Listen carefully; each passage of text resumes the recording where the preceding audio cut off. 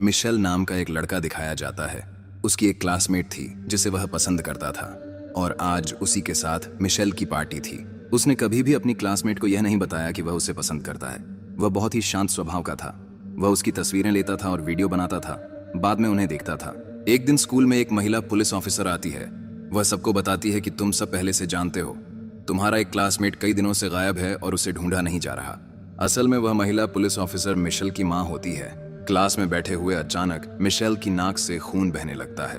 वह तुरंत वॉशरूम की ओर भागता है, लेकिन उसके स्कूल के साथी उसे बहुत ज्यादा चिढ़ाते हैं। वहां भी वे उसका मजाक उड़ाने लगते हैं, क्योंकि वह बहुत कमजोर और नाजुक स्वभाव का था और उसे ठीक से बात करना भी नहीं आता था। इसी वजह से वह अपनी क्लासमेट के सामने कभी अपने दिल की बात कहने की हिम्मत नहीं जुटा पाया और जब भी कोई उसे चिढ़ाता था वह बेबस होकर रह जाता था। वह इस व्यवहार से पूरी तरह परेशान हो चुका था।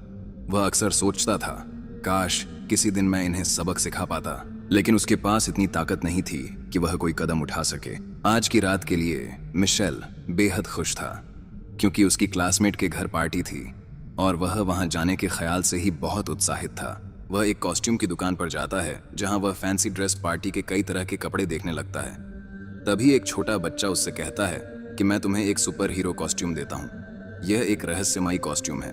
मिशेल उससे पूछता है, ओह, क्या इसे पहनकर मैं अच्छा दिखूंगा? तो वह बच्चा कहता है, हाँ, तुम अच्छे भी दिखोगे और तुम्हें शक्तियां भी मिलेंगी। मिशेल इसे मजाक समझते हुए अपने घर वापस आ जाता है। वह अपने साथ वह कॉस्ट्यूम भी ले आता है, लेकिन घर आकर वह उदास होकर सोफे पर बैठ जाता है। तभी उसकी माँ वहां आकर पूछती है, क्या हुआ मेरे बेटे को? मिशेल कहता है, मैं कॉस्ट्यूम तो ले आया हूँ, लेकिन पार्टी में सब बच्चे बहुत सुंदर ड्रेस पहनेंगे। मेरा कॉस्ट्यूम देखो। उसकी माँ उसे समझाते हुए कहती है, जैसे हो वैसे ही रहो, कभी किसी की नकल मत करो, नहीं तो तुम्हारी अपनी खासियत भी दब जाएगी। मेरा बेटा सबसे अलग और सबसे सुंदर लगेगा। असल में मिशेल के पिता अब इस दुनिया में नहीं थे, इसलिए उसकी माँ उसे बहुत प्यार करती थी, लेकिन मिशेल अक्सर उन्हें याद करता था। वह सोचता था, अगर मेरे पापा जिंदा होते तो वे उन लड़कों को जरूर सबक सिखाते जो मुझे चिढ़ाते हैं। अब रात हो जाती है और मिशेल तैयार होकर उस पार्टी में पहुंचता है, लेकिन वहां जाते ही सारे बच्चे उसे चिढ़ाने लगते हैं। वे कहते हैं, हमें पता है तुमने उस लड़की की फोटो और वीडियो अपने मोबाइल में सेव कर रखी है। तुम उसे पसंद करते हो, लेकिन तुम चोरी छिपे उसकी तस्वीरें लेते हो। उसे यह जानकर कितना बुरा लगेगा। फिर वे उसी पार्टी में उस लड़की की फोटो और वीडियो चला देते हैं। यह देखकर वह लड़की गुस्से से भर जाती है और मिशेल पर अपना गुस्सा निकालती है। घबराकर मिशेल खुद को एक वॉशरूम में बंद कर लेता है। बाहर से बच्चे उसे चिढ़ाते हुए कहते हैं, क्या हुआ, डर गए क्या? अरे, एक लड़की से ही डर गया बेचारा। मिशेल उनसे सामना नहीं करना चाहता था, क्योंकि वे बच्चे बहुत बदतमीज थे। वह आईने में खुद को देखते हुए अपने आप से बात करने लगता है। वह सोचता है, उस बच्चे ने कहा था कि यह कॉस्ट्यूम बहुत शक्तिशाली है। कॉस्ट्यूम, तुम्हारी ताकत क्या है? क्या तुम मुझे अभी अदृश्य बना सकते हो? तभी अचानक लाइट बंद हो जाती है और जैसे ही लाइट वापस आती है, मिशेल सच में गायब हो चुका होता है। वह सच में अदृश्य बन जाता है। अब मिशेल की रोजमर्रा की जिंदगी दिखाई जाती है।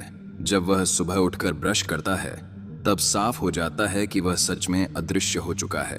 यह देखकर मिशेल बहुत ज्यादा उत्साहित हो जाता है। वह खुशी से कहता है कि अब तो मुझ पर ऊपर वाले की मेहर हो गई। अब मैं जब चाहूं क्लास में उन सब से बदला ले सकता हूं। फिर मिशेल स्कूल जाने लगता है। रास्ते में एक आदमी काले चश्मे पहनकर दूर खड़ा उसे ध्यान से देख रहा होता है।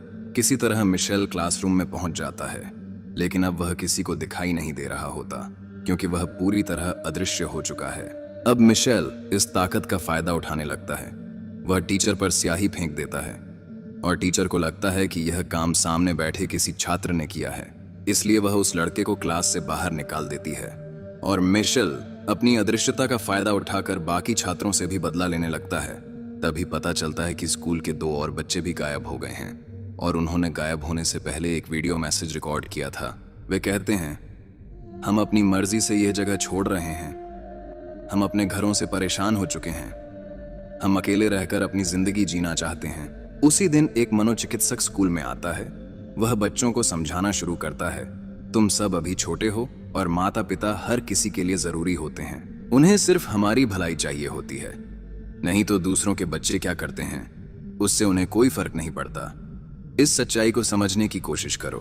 तभी मिशेल को महसूस होता है कि वह फिर से अदृश्य हो रहा है। वह तुरंत वहां से भाग जाता है और बाकी सबको लगता है कि उसे उस मनोचिकित्सक की बातें पसंद नहीं आईं। जब वह अपनी बहन के पास जाता है तो उसकी बहन नोटिस करती है कि उसके कपड़े तो दिख रहे हैं लेकिन वह खुद नहीं दिख रहा।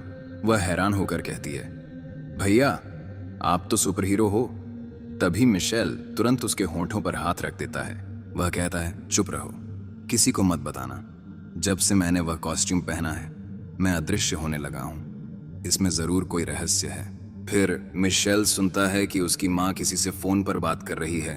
वह अदृश्य होकर उसके सामने ही बैठ जाता है।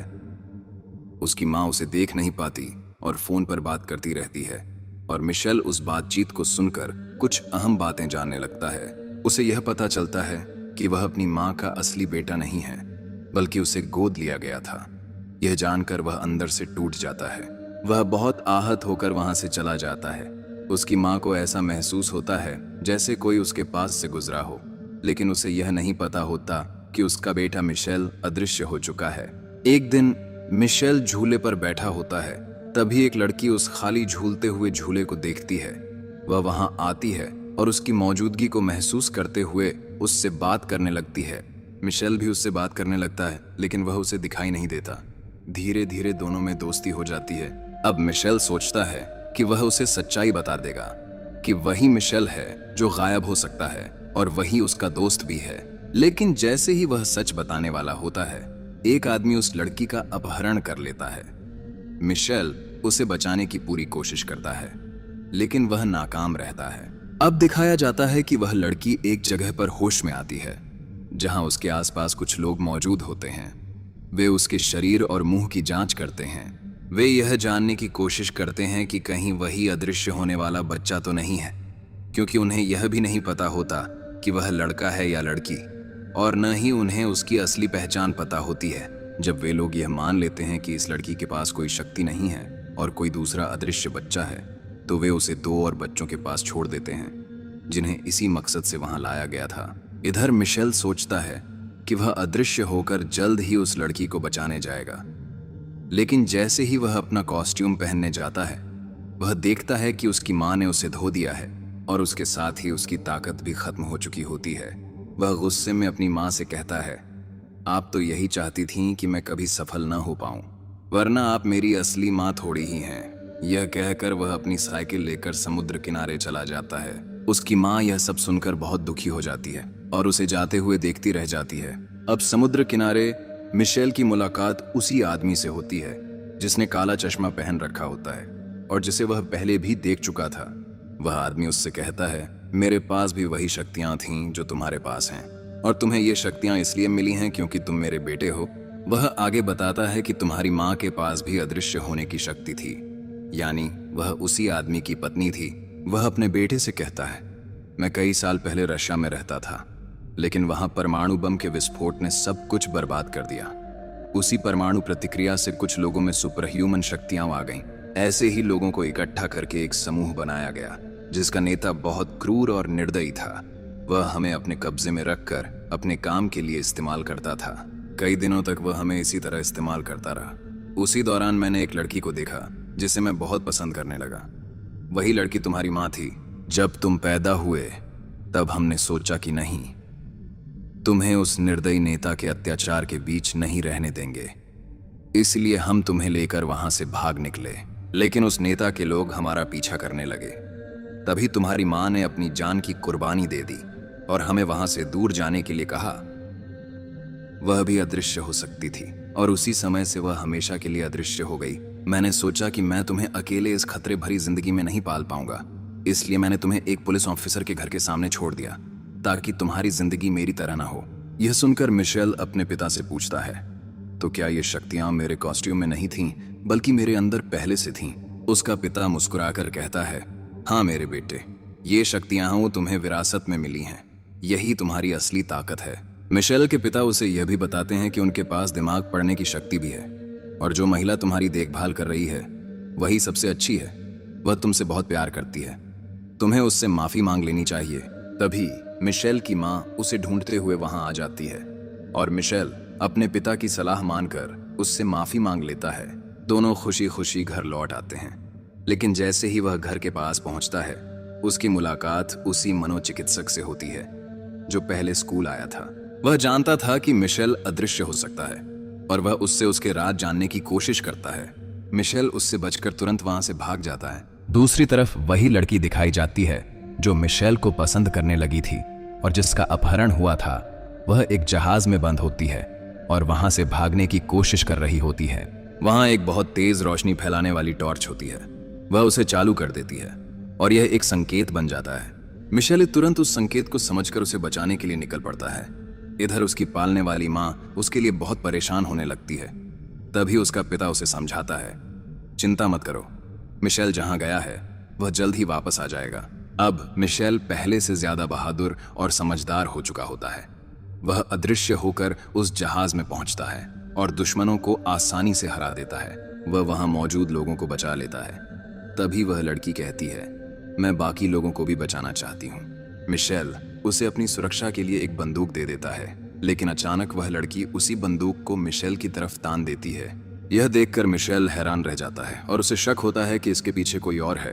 वह समझ जाता है कि लड़की किसी के काबू में है और उसे ऐसा करने के लिए मजबूर किया गया है। खोजबीन करने पर मिशेल को पता चलता है कि इसके पीछे एक बूढ़ा आदमी है जो इस सब को कंट्रोल कर रहा है। वह बूढ़ा आदमी लकवाग्रस्त था, लेकिन उसके पास एक खतरनाक शक्ति थी। वह जिस किसी को छू लेता उसे अपने नियंत्रण में कर लेता था। उसी ने उस मनोचिकित्सक और उस लड़की को भी अपने बस में कर लिया था। वह शैतानी आदमी पानी के जहाज को पानी के अंदर चलाते हुए मिशेल पर हमला करता है, क्योंकि वह उसे किसी दूसरे देश में ले जाना चाहता था। वे मिशेल को वहां तक ले जाते हैं जब तक कि उसकी पालने वाली माँ या पिता वहां पहुंच सकें। लेकिन मिशेल इस बार अपनी शक्तियों का सही तरीके से इस्तेमाल करता है। वह सब चीजों को नुकसान पहुंचाकर उस बूढ़े आदमी को एक कमरे में बंद कर देता है और खुद वहां से बाहर निकल आता है। उसे सुरक्षित देखकर उसकी माँ बहुत खुश हो जाती है। वहां बहुत सारे लोग भी मौजूद होते हैं और उनके सामने ही मिशेल अचानक गायब हो जाता है। तभी उसका पिता उसके पास आता है और कहता है, मेरे बेटे, तुम्हारे पास सच में शक्तियां हैं, लेकिन हमें इन्हें दुनिया से छुपा कर रखना होगा, जैसे मैंने इतने सालों तक छुपा कर रखा। अगली बार ध्यान रखना कि इन शक्तियों का इस्तेमाल सबके सामने मत करना। एक आम इंसान की तरह जिंदगी जीना, तभी तुम्हारी जिंदगी आसान रहेगी। इसके बाद उसका पिता आगे बढ़ता है और वहां मौजूद सभी लोगों की याददाश्त मिटा देता है ताकि उन्हें कुछ भी याद न रहे। जब सबकी याददाश्त वापस आती है तो उन्हें सिर्फ इतना याद रहता है कि कुछ बच्चे गायब हो गए थे और उनका अपहरण हुआ था। फिर वे यह मान लेते हैं कि मिशेल की माँ, जो एक बहादुर पुलिस ऑफिसर है, वही उन बच्चों को बचाकर लाई है। और इसके बाद सभी लोग और बच्चे उसकी तारीफ करने लगते हैं, उसे एक हीरो की तरह सम्मान देते हैं। अगले दिन दिखाया जाता है कि मिशेल एक आम छात्र की तरह अपने स्कूल जाता है, लेकिन वहां फिर से वही बदमाश बच्चे उसे चिढ़ाने और डराने लगते हैं। इस बार वह हिम्मत दिखाते हुए उनसे कहता है, बेहतर होगा कि अब मुझे परेशान मत करो। उसकी यह बात सुनकर सारे बच्चे हैरान रह जाते हैं, क्योंकि उन्होंने उसे पहले कभी इतना साहसी नहीं देखा था। फिल्म के अंत में दिखाया जाता है कि मिशेल की असली माँ और उसकी छोटी बहन अभी भी जिंदा हैं। मिशेल के पिता ने उन्हें अलग अलग जगहों पर छोड़ दिया था ताकि वे सुरक्षित रह सकें। अब उसकी माँ अपनी खोई हुई बेटी को ढूंढ रही होती है और इसी दृश्य के साथ यह कहानी खत्म हो जाती है।